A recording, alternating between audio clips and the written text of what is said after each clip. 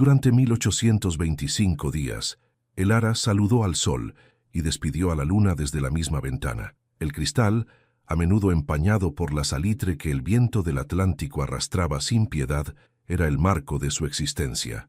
Su mundo se había encogido hasta las dimensiones de aquel recuadro de madera, y el horizonte, una línea incierta donde el cielo gris se fundía con el mar agitado, era la única página de un libro que se negaba a pasar. 5 años. Un lustro entero marcado por el ritmo de las mareas y el paso de los barcos que llegaban al pequeño puerto de Alborada. Cada vela que aparecía en la lejanía era una punzada de esperanza. Cada barco que atracaba sin una carta para ella, un golpe sordo en el alma. La habitación en el segundo piso de la panadería de sus padres olía a harina, a lavanda seca y a la melancolía que se había adherido a las paredes como una segunda capa de pintura. El ara se había convertido en una figura tan perenne como el faro en el acantilado, una silueta recortada contra la luz cambiante del día, esperando una carta, una palabra, una señal, sin saber que el hombre que se la prometió ya no recordaba su propio nombre. Pero 5 años antes, esa misma habitación no era una atalaya de anhelo, sino el nido de un amor vibrante y lleno de certezas. El pueblo de Alborada no era una jaula de espera, sino un paraíso de calles empedradas y geranios colgando de los balcones, y el ara no era la ermitaña de la ventana, sino una joven cuya risa competía en alegría con el repique de las campanas de la iglesia los domingos. Su vida era Liam, el hijo del herrero, un joven forjado en fuego y sudor, con brazos fuertes capaces de domar el metal incandescente y una sonrisa que poseía la extraña cualidad de calmar las olas más bravas de su espíritu.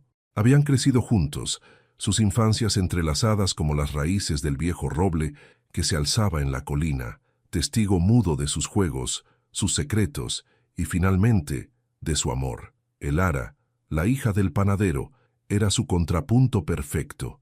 Si él era la fuerza y el fragor de la fragua, ella era la calidez y la paciencia del pan que leva lentamente, la dulzura del azúcar espolvoreada sobre los dulces de los días de fiesta. Su amor era la comidilla del pueblo, una historia tan natural y aceptada como el cambio de las estaciones. No hubo un cortejo formal, ni una petición sorprendente. Su unión era un hecho asumido, un destino escrito en las líneas de sus manos mucho antes de que supieran leerlas.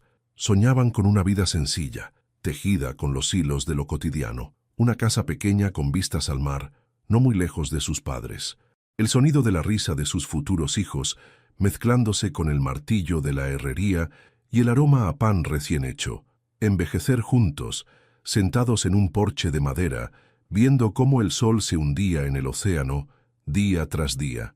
El día de su 18º cumpleaños, Liam la llevó a la colina, bajo la sombra protectora del roble. El sol de la tarde teñía el cielo de tonos anaranjados y violetas. De su bolsillo sacó una pequeña caja de madera que él mismo había tallado. Dentro, sobre un lecho de terciopelo azul, descansaban 2 medallones de plata. Uno era un sol radiante, con rayos finamente grabados. El otro, una luna creciente, delicada y pulida, hasta brillar como un fragmento de estrella. «Para que nunca estemos separados, ni siquiera en la oscuridad», le dijo él con esa seriedad que solo mostraba en los momentos verdaderamente importantes. Tomó la luna y se la colgó a el ara del cuello. El metal estaba frío al principio, pero enseguida adquirió el calor de su piel. Luego, ella le colocó el sol a él. Liam tomó ambos medallones y los juntó. Encajaban a la perfección, el sol llenando el hueco de la luna, creando un círculo completo. «Tú eres mi luna, el ara, iluminas mis noches más oscuras», susurró él, «y yo seré tu sol. Te prometo que siempre volveré para traerte el día». Esa promesa, sellada con un beso que sabía a sal y a eternidad, se convirtió en el ancla de el ara. Pero el mundo, vasto e indiferente a los pequeños paraísos como Alborada, tenía otros planes. La guerra llegó como un ladrón en la noche, sin anunciarse, robándose primero la paz y luego a los hijos del pueblo. Un pregonero leyó un bando del rey en la Plaza Mayor. Se necesitaban hombres para luchar en una provincia lejana cuyo nombre apenas sabían pronunciar. El aire se llenó de un silencio tenso, roto por los sollozos ahogados de las madres. Liam, con su sentido del deber tan fuerte como el acero que forjaba su padre, intercambió una mirada con Elara. En sus ojos, ella vio el conflicto, el amor por ella y su tierra, y el honor que le exigía responder a la llamada. Fue uno de los primeros en dar un paso al frente. «Será rápido», le prometió esa noche, mientras sostenía sus manos entre las suyas, que temblaban por primera vez. «Volveré antes de que las rosas de tu madre florezcan 2 veces. Volveré convertido en un héroe». Pero Elara no quería un héroe. Quería a su Liam. La despedida en el muelle fue un desgarro. El cielo lloraba una lluvia fina y persistente que se confundía con las lágrimas en las mejillas de las mujeres. Liam la abrazó con una fuerza que casi le cortó la respiración, como si intentara fundirla con él, dejarle su calor para los días fríos que vendrían. «Te escribiré cada semana», le susurró al oído, su aliento cálido contra el frío de la lluvia y el miedo. «Buscarás mis cartas en cada barco que llegue. Leerás mis palabras y sentirás que estoy contigo. Y un día, Elara, un día, en lugar de una carta, seré yo quien baje por esa pasarela. Espérame, mírame a los ojos y júrame que me esperarás». Con el alma rota, pero la voz firme, ella lo juró. Apretó su medallón de luna mientras él apretaba el suyo de sol.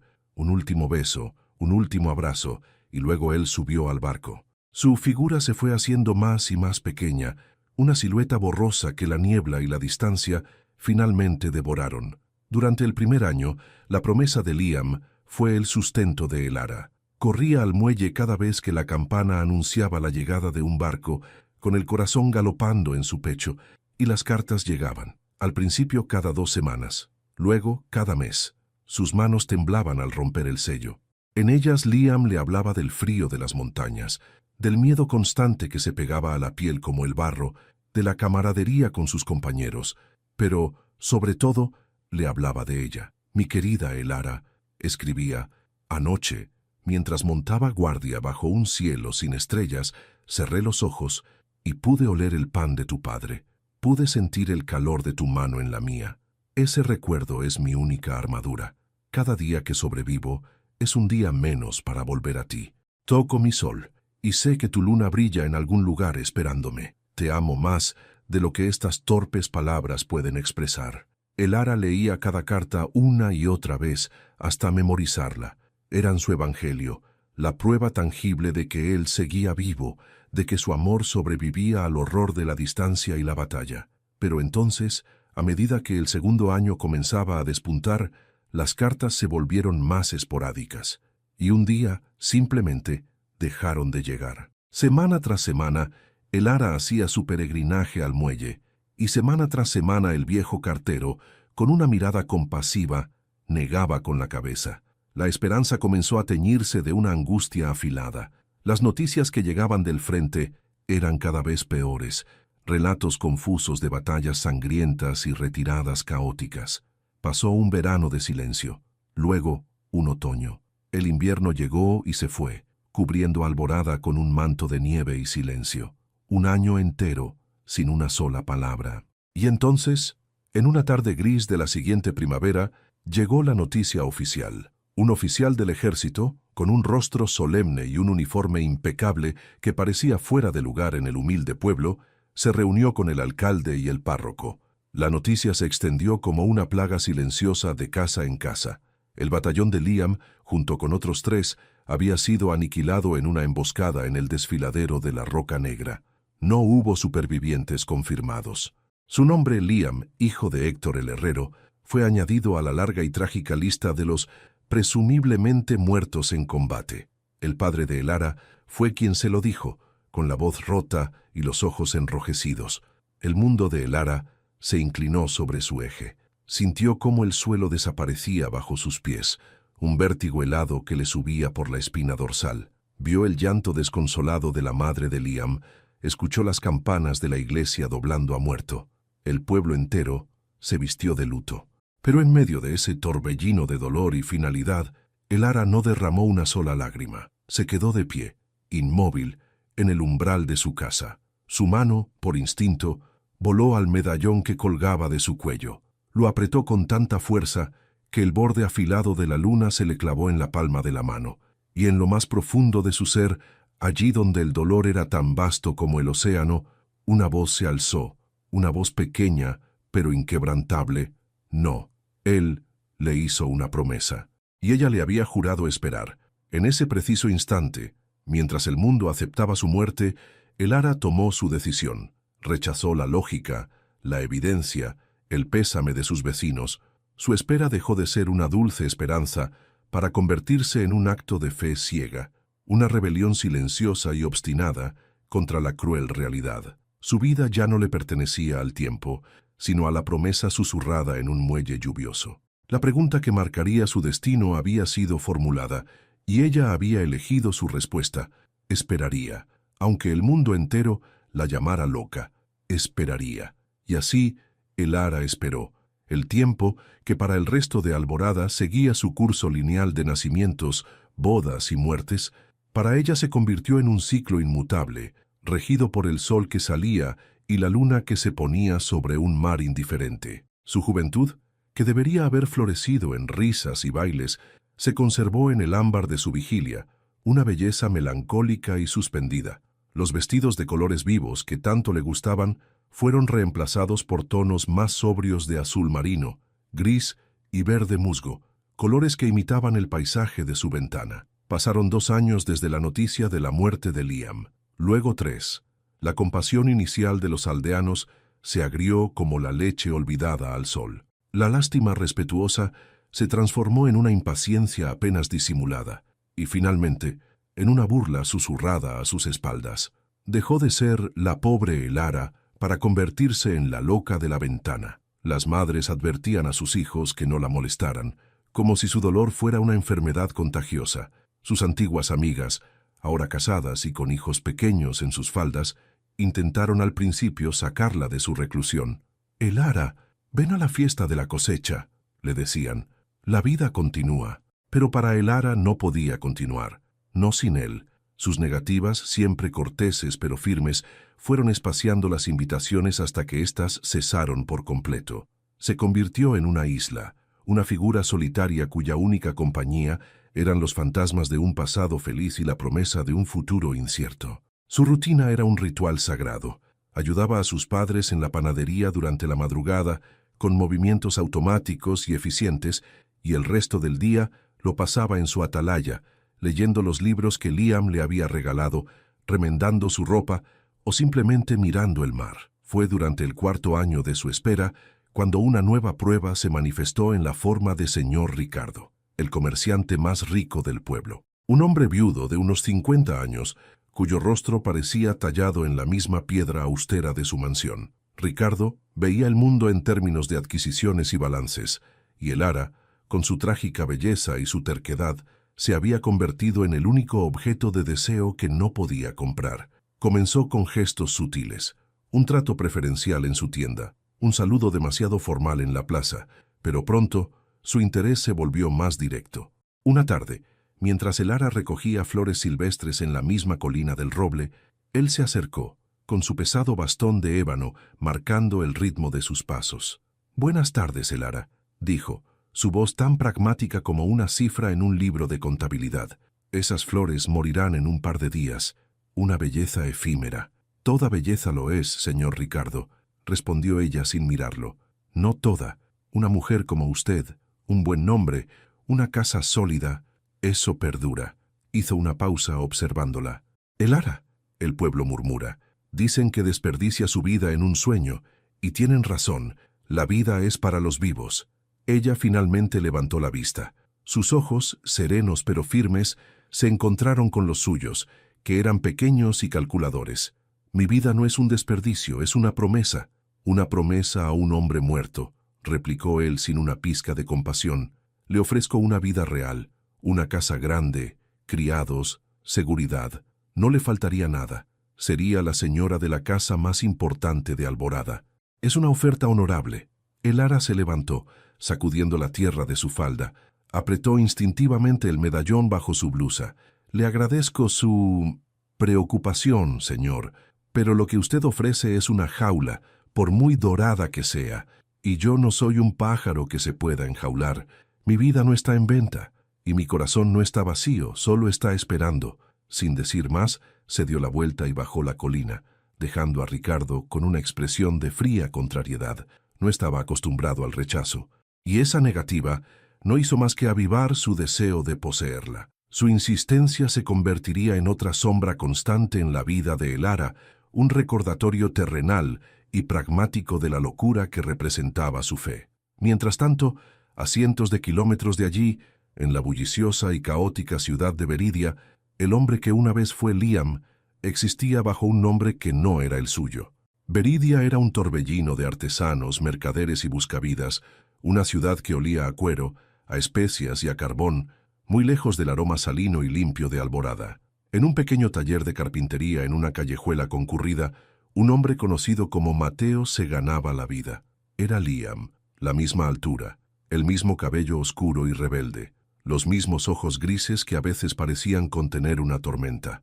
Pero algo en él estaba apagado. Su mirada, antes llena de vida y picardía, era ahora más vacía, a menudo perdida en una distancia interior. Una fina cicatriz blanca serpenteaba en su sien izquierda, un mapa mudo del evento que había borrado su mundo. Trabajaba la madera con una habilidad que sorprendía a sus clientes. Sus manos parecían recordar lo que su mente había olvidado. Podía sentir la veta de un tablón con solo rozarlo. Sabía exactamente dónde cortar, cómo ensamblar, cómo pulir, hasta que la superficie quedara suave como la seda.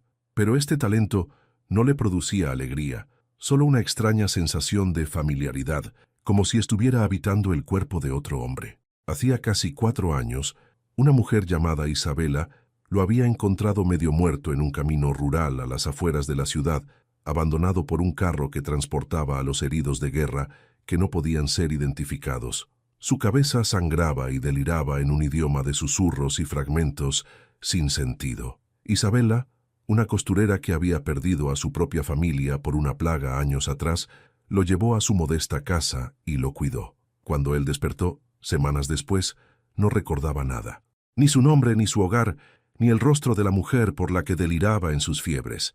Solo un inmenso y doloroso vacío. Isabela, movida al principio por la compasión y luego por una posesiva soledad, vio una oportunidad. Le dio un nuevo nombre, Mateo, y le tejió una nueva historia. Éramos viajeros, le contó su voz dulce y convincente. Tu familia y la mía. Íbamos hacia el sur en busca de trabajo. Hubo una plaga en nuestro pueblo. Lo perdimos todo. En el camino, unos bandidos nos asaltaron. Te golpearon en la cabeza. Yo logré esconderme. Cuando volví ya no había nadie. Solo tú. Él se creyó la historia. ¿Qué otra opción tenía? Isabela era su única conexión con un pasado que ella misma había inventado. Se convirtió en su ancla, su cuidadora, su compañera.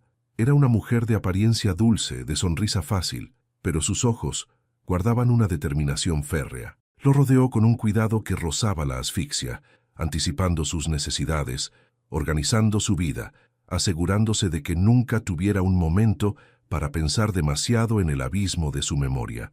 Pero el alma tiene una memoria propia. A veces, en mitad de la noche, Mateo se despertaba con el corazón desbocado, con el eco de una risa femenina en sus oídos. A veces, el olor a pan recién hecho que venía de la panadería de la esquina le provocaba una punzada de una nostalgia tan profunda que le cortaba la respiración. Se llevaba la mano al pecho, a un lugar justo sobre el corazón, como si buscara algo que debería estar allí, un gesto inconsciente que no podía explicar. «¿Qué te pasa, cariño?», le preguntaba Isabela, siempre alerta, siempre presente. «No es nada», respondía él, «solo un mal sueño». Una tarde, mientras trabajaba en un encargo, una cuna de madera de roble, sus dedos se deslizaron por la curva suave de la barandilla. De repente, la imagen de un árbol, un roble inmenso en la cima de una colina barrida por el viento, inundó su mente. Vio el sol poniéndose, sintió una mano pequeña y cálida entrelazada con la suya y escuchó una promesa susurrada sobre la luna y el sol. La visión fue tan vívida, tan real, que soltó el formón, que cayó al suelo con un estrépito. Se agarró la cabeza. Un dolor agudo le taladró la sien. «Mateo, ¿estás bien?». La voz de Isabela lo sacó del trance. Había entrado en el taller y lo miraba con alarma. «¿El árbol?», murmuró él confundido. «Había un árbol y una chica. El rostro de Isabela se tensó por una fracción de segundo, pero su sonrisa no vaciló. Se acercó y le puso una mano fría en la frente. Has estado trabajando demasiado, mi amor. Son las fiebres que a veces te vuelven. El médico dijo que podría pasar. Ven, siéntate. Te prepararé una infusión de tila. No debes pensar en esas fantasmas. El pasado es dolor. Nosotros tenemos el ahora. Tenemos un futuro. Lo guió con suavidad hacia una silla, alejándolo de la cuna, alejándolo del recuerdo. Y mientras él bebía la infusión, ella volvió al taller y cubrió la cuna con una lona. Fuera de la vista, fuera de la mente. Su control era absoluto. Ella era la guardiana de su prisión sin barrotes, y no iba a permitir que ningún fantasma del pasado derribara los muros que con tanto esmero había construido a su alrededor. Pero no sabía que, a cientos de kilómetros de distancia, una mujer con un medallón de luna se preparaba para iniciar un viaje que amenazaba con derrumbarlo todo. El 5.º año fue el más cruel. El tiempo, que hasta entonces había sido un enemigo lento y corrosivo, se convirtió en un verdugo que marcaba cada día con una nueva cicatriz en el alma de Elara. La esperanza, que había sido su armadura, comenzaba a sentirse pesada, una jaula de su propia fabricación. La gente del pueblo ya no se molestaba en susurrar. Su historia se había convertido en un cuento con moraleja para las jóvenes casaderas, una advertencia contra los amores demasiado grandes y las promesas demasiado largas. El punto de quiebre llegó en el 5.º aniversario exacto del día en que el barco de Liam zarpó del muelle. Era un día soleado de primavera, y Elara había decidido aventurarse hasta el mercado, una rara excursión fuera de los confines de su hogar. Mientras escogía unas verduras, escuchó las voces de 2 mujeres a sus espaldas, afiladas y sin disimulo. «Mírala», dijo una. 5 años. Ni la viuda más devota guarda tanto luto por un marido de verdad. Y ella solo tenía una promesa de un muchacho que seguramente la olvidó al primer día en el cuartel. «Olvidarla o morir, ¿qué más da?», respondió la otra con una risa cortante. «El resultado es el mismo. Sigue sola, envejeciendo. Señor Ricardo debería buscarse una mujer con más sentido común. Esta ya tiene el juicio nublado por los fantasmas». Cada palabra fue una piedra lanzada contra el frágil cristal de su compostura. Elara se quedó paralizada, con un manojo de zanahorias en la mano, sintiendo el calor de la humillación subirle por el cuello. No era la primera vez que oía tales cosas, pero ese día, el peso de 1825 días de espera cayó sobre ella con una fuerza aplastante. Sintió una punzada de duda, la más venenosa que había experimentado. ¿Y si tenían razón? ¿Y si toda su vida era una farsa basada en la fe ciega de una niña? Huyó del mercado, corriendo hacia la única certeza que le quedaba, su casa, su ventana. Pero mientras subía las escaleras, el dolor se transformó. La herida, en lugar de desangrarse en desesperación, se cauterizó con una nueva y ardiente resolución. Se miró en el pequeño espejo de su habitación. Vio los ojos de una mujer de 23 años, no los de la muchacha de 18 que se despidió en el muelle. Una mujer que había soportado 5 años de soledad y desdén, y esa mujer, decidió en ese instante, merecía una respuesta. Si el destino no se la traía, ella misma saldría a buscarla. La espera pasiva había terminado. Esa noche, durante la cena, anunció su decisión a sus padres. «Iré a la capital», dijo su voz sorprendentemente firme. «Buscaré en los archivos militares. Necesito saber la verdad, sea cual sea». Su madre palideció, dejando caer el tenedor con un tintineo. «Hija, es una locura. La capital es un lugar enorme, peligroso. ¿Qué esperas encontrar que los oficiales del rey no encontraron?» «No lo sé», admitió Elara. «Pero no puedo seguir sentada aquí. No puedo seguir esperando que la respuesta llegue con la marea. Me he pasado 5 años mirando el horizonte. Ahora voy a caminar hacia él». Su padre, que la había observado en silencio, vio la determinación de acero en sus ojos. Vio que su hija ya no era una niña soñadora, sino una mujer en una misión. Con un suspiro, asintió. «Irás, pero no irás sola.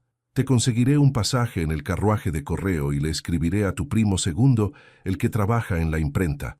Él te dará cobijo. Que Dios te guíe, Elara, porque tu corazón se niega a escuchar a los hombres». Fue un punto de no retorno.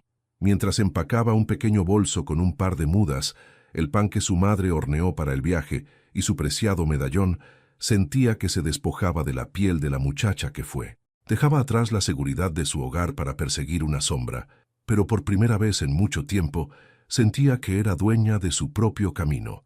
Y mientras Elara se preparaba para su viaje, a cientos de kilómetros, el destino movió otra pieza en el tablero. Isabela había comprado un viejo baúl en el mercado de pulgas, atraída por su herraje de bronce y su madera oscura. Lo que no sabía era que en su interior, bajo un doble fondo que el vendedor no había notado, yacía un pequeño tesoro olvidado. Mateo, a petición de ella, se dispuso a reparar una de las bisagras rotas. Mientras trabajaba, sus dedos notaron una irregularidad en la base. Forzó la delgada tabla de madera y ésta cedió, revelando un compartimento secreto. Dentro, sobre un trozo de tela descolorida, había un par de gemelos de plata, un reloj de bolsillo con el cristal roto y un objeto que hizo que el corazón de Mateo diera un vuelco inexplicable, un medallón de plata, abollado y manchado por el tiempo, con la forma de un sol radiante. Con mano temblorosa lo recogió. El frío del metal pareció enviar una descarga eléctrica a través de su cuerpo. Al tocarlo, la imagen que había tenido en el taller volvió, pero esta vez con una claridad aterradora. Vio la colina, el roble, el sol poniéndose, y vio el rostro de la chica, un rostro enmarcado por cabellos oscuros, con ojos que brillaban más que cualquier estrella. Vio cómo ella le ponía el medallón en el cuello, y escuchó su propia voz, una voz más joven y llena de vida diciendo: «Siempre volveré para traerte el día». Se agarró la cabeza, un gemido de dolor escapó de sus labios. Era más que una imagen, era un sentimiento, una emoción completa que su mente no podía procesar. Un amor tan vasto y profundo que lo ahogaba. Isabela, atraída por el ruido, entró en la habitación, vio el rostro desencajado de Mateo, y su mirada se posó en el medallón que él sostenía. Palideció. «¿Qué es eso?», preguntó, su voz apenas un hilo. «No lo sé», susurró él, mirándola con una nueva y desesperada intensidad. «Pero lo he visto antes, en mis sueños». «¿Quién es ella, Isabela?». La reacción de Isabela fue demasiado rápida, demasiado nerviosa. Le arrebató el medallón de la mano. «Es una vieja baratija sin importancia, basura que el anterior dueño olvidó. No significa nada», pero sus ojos la traicionaron. El pánico brilló en ellos por un instante, antes de que lo ocultara tras una máscara de preocupación. «Estás pálido, mi amor. ¿Son esas jaquecas otra vez? Déjame esto, yo lo tiraré. No necesitas más trastos viejos que te confundan la mente». Se guardó el medallón en el bolsillo del delantal con un gesto definitivo, pero ya era tarde. El daño estaba hecho. La semilla de la duda que había sido plantada tiempo atrás acababa de germinar violentamente. Fue la primera grieta real en la prisión de su mente, una falsa nota tan estridente que no podía ser ignorada. Por primera vez, Mateo no solo no le creyó, sino que supo con una certeza helada que le estaba mintiendo. 2 semanas después, Elara llegó a la capital. La ciudad era un monstruo de piedra, ruido y multitudes anónimas. El estruendo constante de los carruajes, los gritos de los vendedores y el mar de rostros desconocidos la abrumaron. Se sintió pequeña e insignificante. Su primo la acogió en su humilde apartamento sobre la imprenta, y desde allí, cada mañana, Elara comenzaba su búsqueda. Los archivos militares eran un laberinto de pasillos fríos y estanterías polvorientas que se alzaban hasta el techo. Se enfrentó a funcionarios cansados e indiferentes que la miraban con una mezcla de lástima y fastidio. «Señorita, la batalla de la Roca Negra fue hace 4 años. Los registros son definitivos. Si su prometido no está en la lista de supervivientes, no hay nada más que buscar». Pero Elara insistió. Día tras día, revisó legajos atados con cintas descoloridas, sus dedos manchándose de tinta y polvo. Leyó listas interminables de nombres, de muertos, de heridos, de desertores. Cada página que pasaba sin encontrar el nombre de Liam era un pequeño fracaso que pesaba sobre su espíritu. Las semanas se convirtieron en un mes. El dinero que había traído comenzaba a escasear, y la esperanza, esa llama que la había impulsado hasta allí, vacilaba peligrosamente. Justo cuando estaba a punto de rendirse, de aceptar la derrota y volver a Alborada con el alma rota, lo encontró. No era el nombre de Liam, era algo mucho más sutil.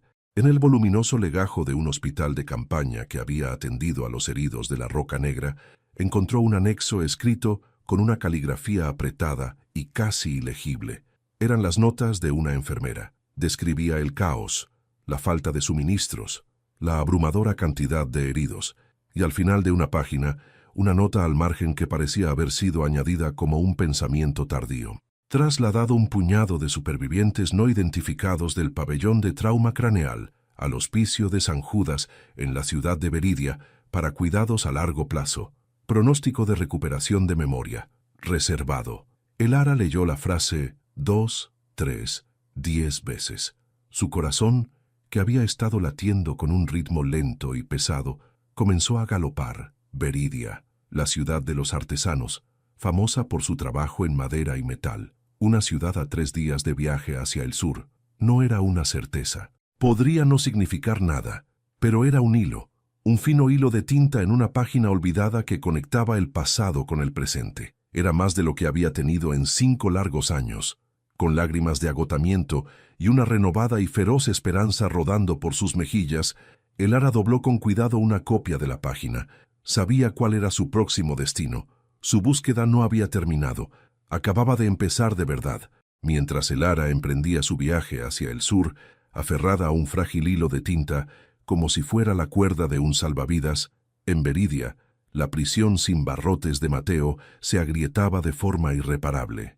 La semilla de la duda, plantada por el hallazgo del medallón, había germinado en la oscuridad de su mente, y ahora sus raíces se extendían, rompiendo los cimientos de la realidad que Isabela había construido para él. Se volvió un observador silencioso en su propia vida. Estudiaba a Isabela, la forma en que su sonrisa nunca llegaba del todo a sus ojos cuando él le preguntaba por sus pesadillas, la manera en que su mano se posaba sobre la suya para distraerlo cada vez que una sombra de melancolía cruzaba su rostro. Una noche intentó volver a sacar el tema con una sutileza que no sabía que poseía. «A veces pienso en ese medallón que encontramos», dijo, mientras ella cosía a la luz de una lámpara de aceite. «El del sol. Es extraño, pero siento como si me faltara algo aquí». Se tocó el pecho. Isabela ni siquiera levantó la vista de su costura. «Tonterías, Mateo. Ya te dije que era una baratija. La gente olvida todo tipo de cosas. Es mejor no llenar la cabeza con los desechos de otros». Su respuesta fue tan rápida, tan ensayada, que a Mateo se le heló la sangre. No había duda, ni vacilación. Era el tono de alguien que ha repetido una mentira tantas veces que casi se ha convertido en su propia verdad. En ese momento, supo que no podía seguir viviendo en la niebla. Necesitaba la luz, por muy cegadora que fuera. Al día siguiente, cuando Isabela se dirigió al mercado, él la siguió. Fue una decisión fría y deliberada. Se cubrió la cabeza con una gorra y se mantuvo a una distancia prudente, moviéndose entre los puestos de verduras y las jaulas de gallinas con un sigilo que lo sorprendió. El bullicio del mercado, que normalmente le resultaba abrumador, se convirtió en un camuflaje perfecto. Vio a Isabela encontrarse con una mujer de mediana edad, una de las pocas personas con las que mantenía una amistad regular. Se acercó, oculto tras un puesto de telas coloridas, su corazón martilleándole en el pecho, con una mezcla de pavor y necesidad. «¿Y tú, carpintero?», preguntó la amiga con una sonrisa cómplice que hizo que a Mateo se le revolviera el estómago. «¿Sigue tan enamorado de ti como siempre? Es un hombre tan apuesto, aunque siempre parece tan triste». Isabela suspiró, un sonido que Mateo ahora reconocía como el de un guardián satisfecho con su prisionero. «Es bueno conmigo, trabaja duro. La tristeza es una vieja cicatriz de su pasado». «¿Y de lo otro?», insistió la amiga, bajando la voz hasta convertirla en un susurro conspirador. «¿Ha recuperado algo? ¿Recuerda algo de antes de ti? ¿De la guerra?». El mundo de Mateo se contrajo hasta reducirse a ese único punto, a la respuesta que flotaba en el aire entre las dos mujeres. Contuvo la respiración, el olor a especias y a pescado seco del mercado invadiendo sus pulmones sin que apenas se diera cuenta. La respuesta de Isabela no fue solo una frase, fue la llave que abrió la cerradura de su jaula y, simultáneamente, el martillo que demolió hasta el último pilar de su existencia. «No», dijo Isabela, y su voz, aunque baja, fue tan clara y afilada como un trozo de cristal roto. «Y es mejor así. Tuvo una vida dura, la guerra. Lo perdió todo. Ahora es feliz. No necesita esos fantasmas. Él es mío ahora. Él es mío ahora. La frase se le clavó en la mente. No sintió rabia al principio, sino un vacío inmenso y helado. Fue como si, de repente, se viera a sí mismo desde fuera. Un títere cuyas cuerdas estaban siendo manejadas con una sonrisa dulce y una mano de hierro. La sangre pareció drenársele del rostro y los sonidos del mercado, los gritos de los vendedores, el regateo de los clientes, se desvanecieron en un zumbido sordo. Todo era una mentira. La historia de los bandidos, la plaga, su supuesta vida juntos antes del accidente. Todo. Era un hombre robado. Le habían robado un nombre, un rostro, una historia, y en su lugar le habían puesto a Mateo, el carpintero melancólico. Se alejó de allí, caminando sin rumbo por las calles atestadas. Cada rostro que veía era el de un extraño, pero por primera vez se sintió como el mayor extraño de todos. La furia comenzó a burbujear bajo la superficie helada del shock, una furia fría y lúcida. ¿Quién era él? ¿Tenía una madre que lo lloraba? ¿Un padre? ¿Una amada? La imagen de la chica del medallón volvió a su mente, esta vez no como un sueño, sino como un ancla en el océano de su inexistencia. Tenía que saber, tenía que encontrarla. La verdad, por muy dolorosa que fuera, era el único camino hacia sí mismo. Mientras Mateo se ahogaba en su recién descubierta realidad, el Ara llegaba a Veridia. El viaje en el carruaje de correo había sido largo y agotador, un traqueteo constante que le había dado demasiado tiempo para pensar. La esperanza que la impulsaba era tan brillante que casi dolía, pero bajo ella se agitaba un mar de miedos. ¿Y si la pista era falsa? ¿Y si llegaba y descubría que el soldado sin memoria no era Liam? O peor aún, ¿y si lo era? Pero estaba tan quebrado, tan perdido, que el hombre que ella amaba ya no existía en absoluto. Apretó el medallón a través de la tela de su vestido, el único objeto tangible que la conectaba con su pasado. La energía de Veridia la envolvió en cuanto puso un pie en la plaza principal. Era una ciudad que zumbaba con propósito. El aire olía a trabajo, a creación. Siguiendo las indicaciones, se dirigió a la parte antigua, buscando el hospicio de San Judas. El corazón le latía con fuerza a cada paso, pero su búsqueda la llevó a un edificio de piedra silencioso y pulcro, con niños jugando en el patio. Un orfanato. La decepción fue un golpe físico, dejándola sin aliento.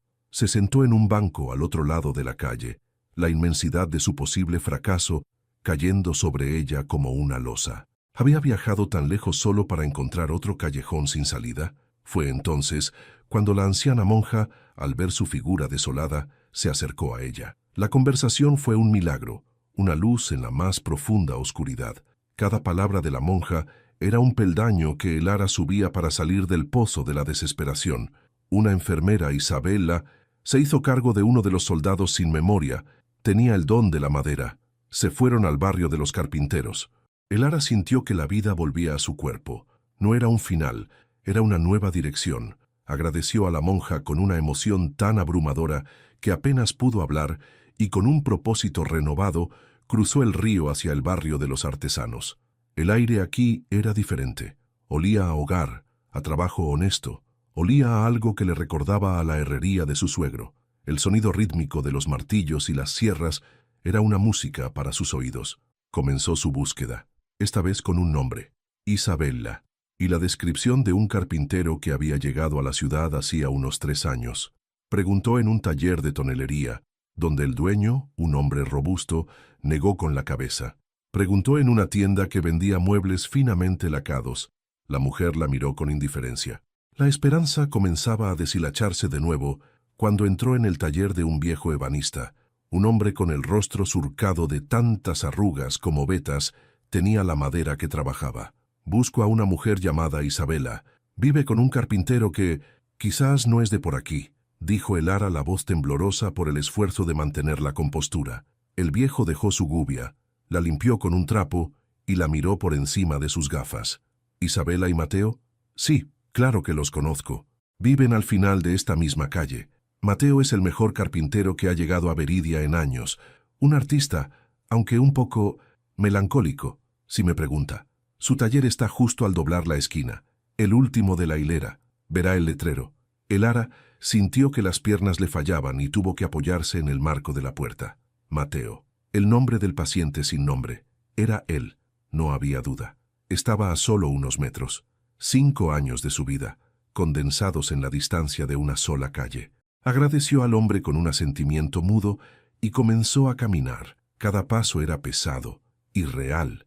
El sonido de los talleres se desvaneció hasta convertirse en un zumbido lejano. Solo podía oír el latido de su propio corazón, un tambor frenético que anunciaba la batalla final. Dobló la esquina y allí estaba, un pequeño taller, con la puerta abierta de par en par, revelando un interior ordenado y lleno de luz. Y sobre la puerta, un letrero de madera de nogal, con unas letras talladas con una elegancia y una seguridad que le resultaron dolorosamente familiares. Carpintería Mateo. Se detuvo en seco, a pocos metros de la entrada. El aire se le atascó en los pulmones. Podía oír desde allí el sonido suave y rítmico de un cepillo deslizándose sobre una larga tabla de madera. Era el sonido de la paz, del trabajo, de una vida que había seguido sin ella. Estaba allí, vivo, a solo unos pasos. Todo lo que había soñado y temido durante 5 largos años se encontraba detrás de esa puerta. Levantó una mano temblorosa, la palma húmeda y fría. El mundo entero se había reducido a ese umbral. La espera había terminado. La verdad la aguardaba dentro. De acuerdo. Entiendo que la 5ª parte necesita más desarrollo y profundidad para dar un cierre más completo y emotivo a la historia. La reescribiré, expandiendo las escenas clave para que la resolución se sienta más poderosa y ganada. Aquí está la parte 5, versión extendida y final de 5. Parte 5. El corazón. Recuerda el camino. El Ara se quedó inmóvil en el umbral, respirando el aroma a pino, cedro y trabajo honesto que impregnaba el taller. Era un olor que le recordaba a la herrería del padre de Liam, un perfume de esfuerzo y creación. La luz del sol entraba por los ventanales, dibujando rectángulos dorados en el suelo y haciendo bailar las motas de polvo en el aire. Las herramientas, colgadas en la pared con una precisión meticulosa, brillaban limpias y ordenadas. Todo en aquel lugar hablaba de paz, de una vida estructurada y tranquila. El sonido del cepillo se detuvo, creando un silencio denso y expectante.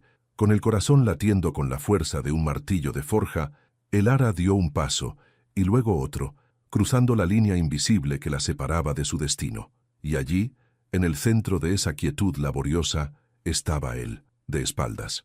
Más corpulento de lo que recordaba, los músculos de sus hombros y espalda definidos bajo la sencilla camisa de lino. La luz del sol se enredaba en su cabello oscuro, revelando hebras plateadas en las sienes, testigos de un tiempo que ella no había compartido.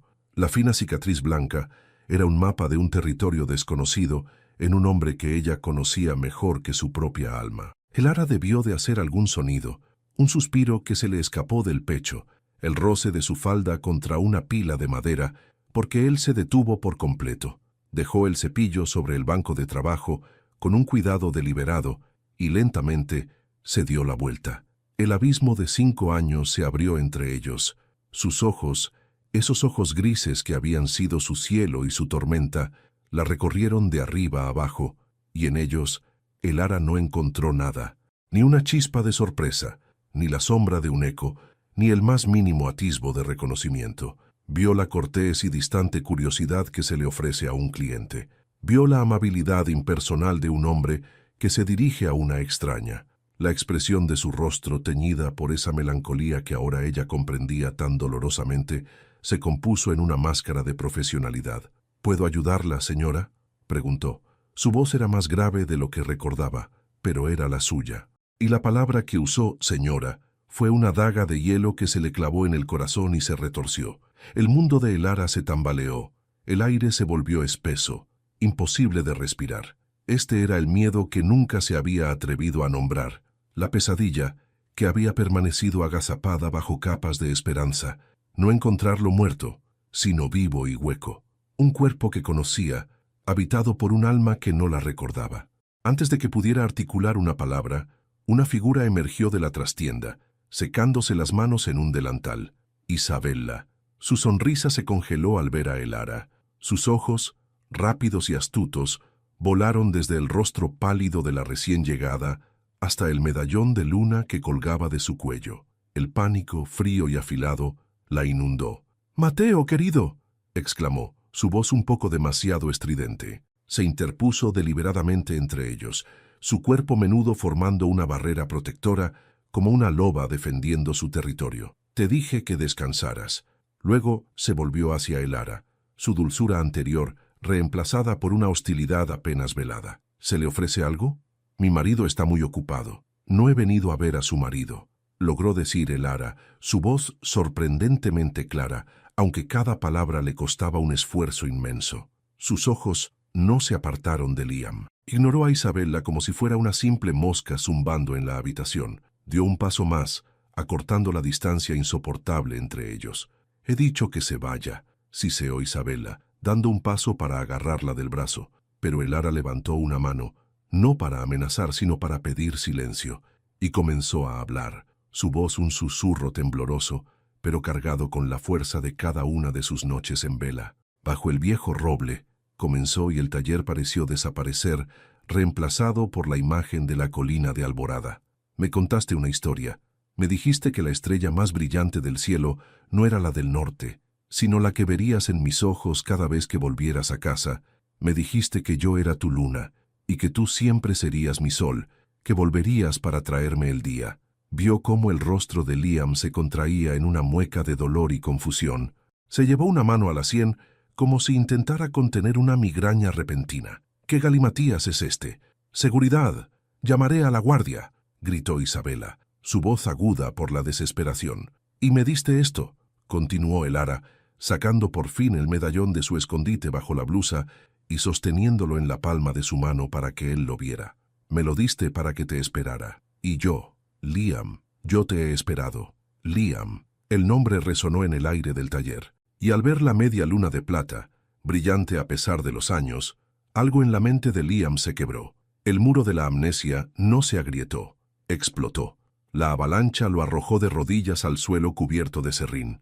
No fue un recuerdo gentil, sino un torrente violento y caótico que lo ahogó. El olor a pan recién hecho y a salitre, el rostro de su padre, serio y orgulloso, el tacto de la mano de Elara, suave y cálida, su risa, como el sonido de campanillas, el beso bajo la lluvia, el frío del barro, el estallido ensordecedor de la emboscada, el grito de un hombre a su lado, el dolor blanco, cegador, en su cabeza, y luego la niebla, un largo y silencioso túnel, y al final de él, el rostro de Isabella, sonriendo, diciéndole que se llamaba Mateo. Imágenes, sonidos, olores, dolores y amores de dos vidas distintas chocaron en su cabeza con una fuerza brutal. Se agarró el cráneo entre las manos, un grito ahogado escapando de su garganta. Y entonces, a través del caos, una imagen se impuso a todas las demás. El rostro de Elara, con lágrimas en los ojos, en el muelle, susurrando, «Te esperaré». Levantó la cabeza. El velo de la confusión había desaparecido.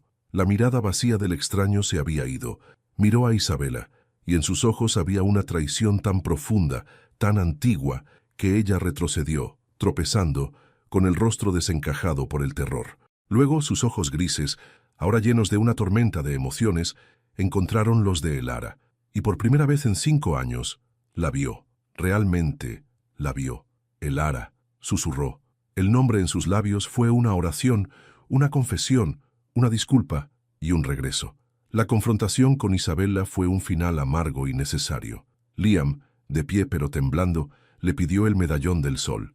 Con manos trémulas, ella se lo entregó. Él no le gritó. Su voz era un susurro roto por el dolor. «¿Por qué? Estaba sola», sollozó ella. «Te salvé. Te di una vida.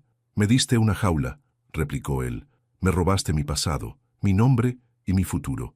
Vete, Isabella. Vete y no vuelvas nunca más».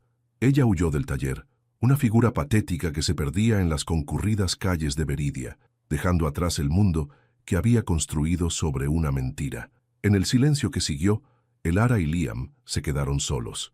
Él le tendió el medallón del sol, ella tomó el sol y le entregó la luna. Durante un largo rato no hablaron, simplemente sostuvieron la prueba de su pasado en sus manos.